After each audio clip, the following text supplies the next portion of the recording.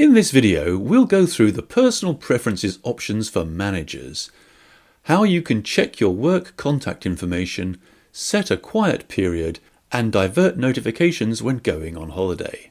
You'll find the user preferences link in the top right corner of Engage. Under My Details, you can check the spelling of your name or update if your name has changed. If you'd like to receive SMS alerts when your team are absent, make sure your work mobile number is listed here. Please only use a mobile number that has been approved for this use by your employer, because employee personal information will be shared in the text messages. Your HR team will be notified of any changes you make to these details for data protection reasons. You can also update your password here.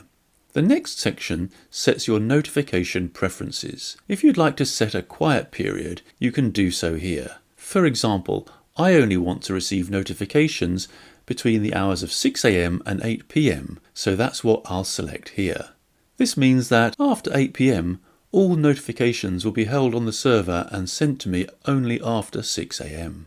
This applies to both text messages and emails. All notifications will still be delivered to me, but anything that was recorded overnight will wait until the morning to come through. This can be helpful if you need to keep your phone on for emergencies in the night.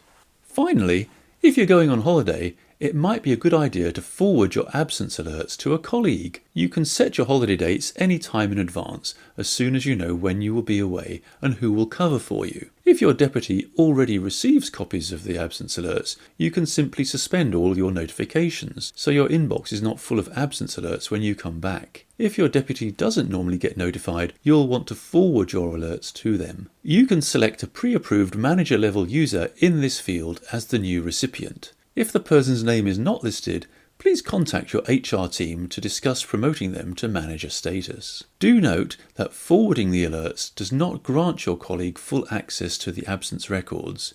If access to things like return to work interviews and full absence data is needed, you would need to discuss the access permissions with your system administrator or HR team.